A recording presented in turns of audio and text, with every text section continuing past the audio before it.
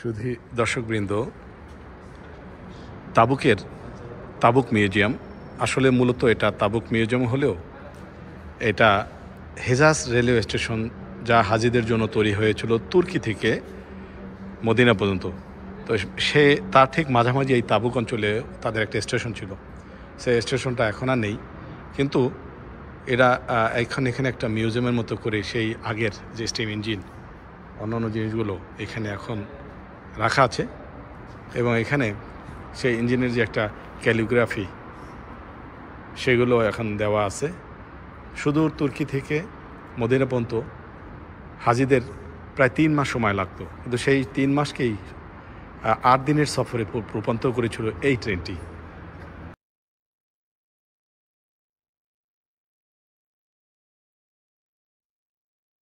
এটা একটা ডেমো, মানে একটা ইঞ্জিন এখানে রাখা আছে, আর এখানে একটা বগিও আছে। আমি এক এক করে সবগুলো দেখাবো ইনশাল্লাহ।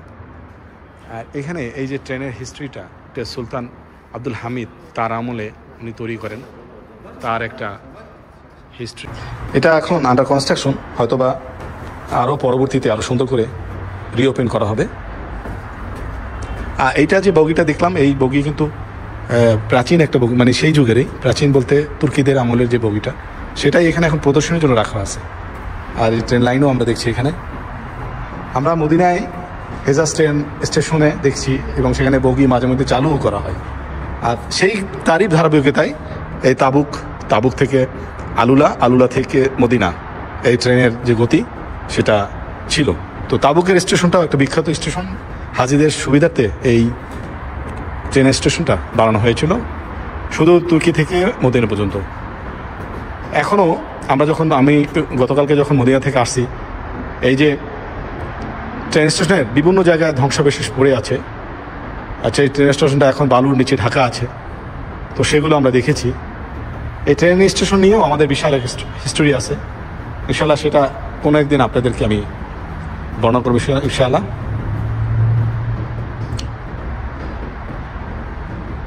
এটা হলো যখন বানানো হতো, যে এটা যখন বানানো হয় ট্রেন স্টেশনটা বা ট্রেনের লাইন, তখনকার যে কনস্ট্রাকশন কীভাবে করা হতো তার একটা ছবি এখানে আমরা দেখছি।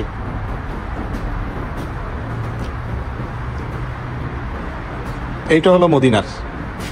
আমরা যারা মদিনায় আছি তারা মদিনায় এই ছবিটা খুবই দেখি, এবং আমি বিশেষ করে মদিনায় এই ট্রেন স্টেশন নিয়ে অনেকগুলো ছবি আমরা প্রকাশ করেছি। এইটা মদিনা থেকে শুধু তুর্কিতে কীভাবে তারা যাতায়াত করতো, সৈন্যদের যে একটা চিত্র, সেটা আমরা এখানে দেখছি।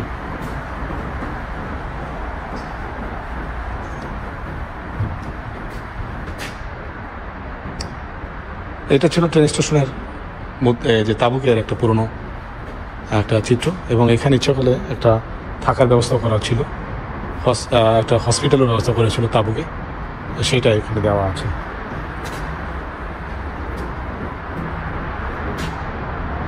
এখানে একটা স্টেশন তাবুক থেকে হিজরে, মানে তাবুক থেকে আমরা যখন আলুলায় যাই, সেখানে ছোট ছোট কয়েকটা ট্রেন স্টেশন আছে।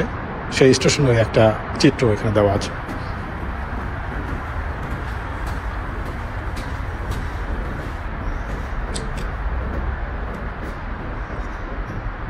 এটা আমরা একটা মদিনায় যাওয়ার পথে বিভিন্ন সময় বিভিন্ন পাহাড় পর্বত চ্যানেল করা হয়েছিল, সেই চ্যানেলের মাঝে ট্রেনগুলো আসতো, তার একটি চিত্র এখানে দেওয়া আছে।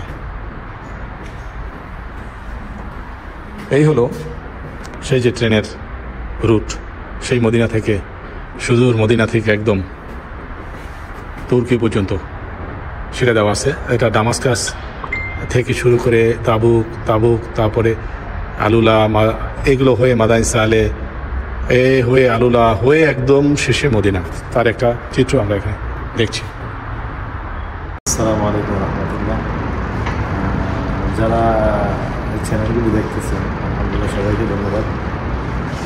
এই ভাই খুব কষ্ট করে আসলে ভিডিওগুলি কালেকশন করে।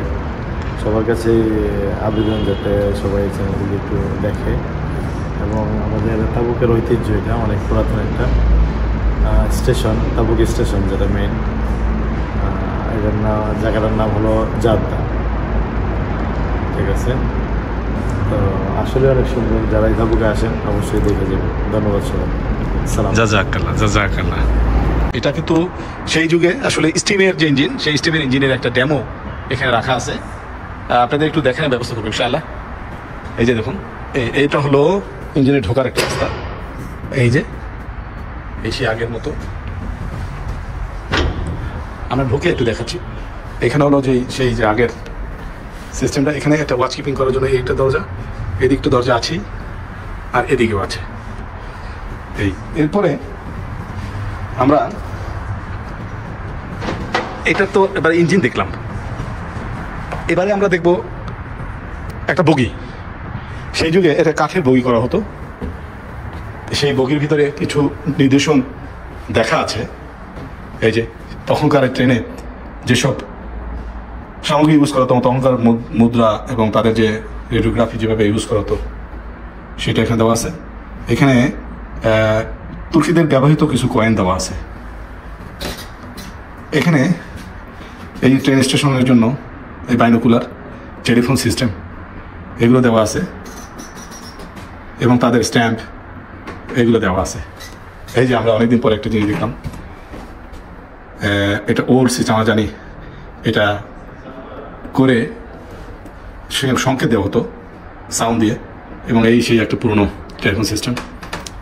এটা দেখলাম। এটা হলো আপনারা দেখছেন একটা বগি, যে পুরনো স্টাইলে যে বগিটা সেটা দেখছি। এখানে এই যে তাদের বেল এবং সেটা তখন ইউজ করা হতো এই ট্রেনগুলোয়, ট্রেনে ছাড়ার সময় এবং বন্ধ হওয়ার সময় এবং বিভিন্ন সময় শান্তি।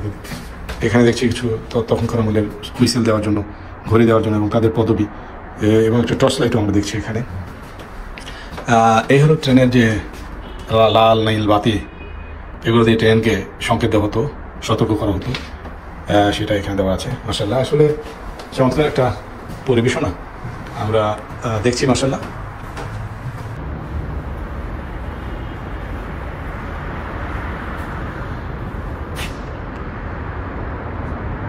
এটা এখানে ট্রেনটা বানানোর জন্য যে সরঞ্জামাদি ইউজ করা হয়েছে তার একটা পিকচার এখানে আছে।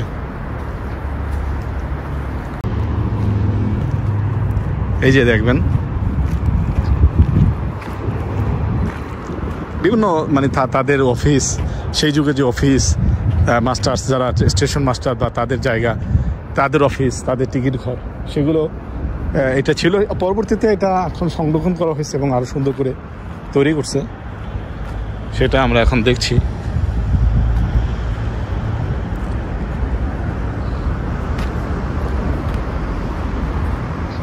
এগুলো এখন বন্ধ আছে। আর এরপরে এখানে একটা ফোয়ারা আমরা দেখছি, সেই যুগেই তৈরি করা হয়েছে, এখনো বানানো আছে। আগের যুগে হয়তো বা পানি বা ফাউন্টেনও ছিল, এখন নেই। এখন মিনিস্ট্রি অফ কালচার, তার আন্ডারে একটা মিউজিয়াম করা হয়েছে যার নাম তাবুক মিউজিয়াম।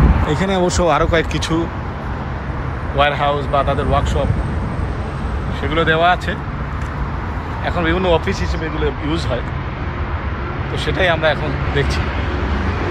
এবার যে নতুন বিল্ডিংটা, যে নতুন মিউজিয়াম, নতুন আঙ্গিকে সাজানো হবে, সেই বিল্ডিংয়ে আমরা এখন প্রবেশ করলাম। আমরা যে হেজাজ ট্রেন স্টেশনের তাবুকের নতুন যে বিল্ডিংটা, শুধু দর্শকবৃন্দ, তাবুকের মধ্যে সবচাইতে যে বড় মসজিদটা সেটাই হলো এই মসজিদে ওয়ালাদিন। একটা চমৎকার শিল্পকৌল সৌন্দর্য একটা মসজিদ, সেই মসজিদটা আমরা এখন দেখছি। হাজারো ব্যথা বেদনার পরে ফিরে আসনি তুমি আপন ঘরে, দিনের আলো তুমি ছড়িয়ে দিতে চলে গেলে মদিনায় মক্কা ছেড়ে। হে রাসূল তোমাকে ভুলি আমি কেমন করে, হে রাসূল তোমাকে ভুলি আমি কেমন করে খেয়ে না খেয়ে দিন প্রচারের কাজে নিজেকে দিয়েছ বিলিয়ে তায়েফের কাফিরেরা চিনল না সে আলো দুষ্ট ছেলেদের পিছু দিল লেলিয়ে খেয়ে না খেয়ে দিন প্রচারের কাজ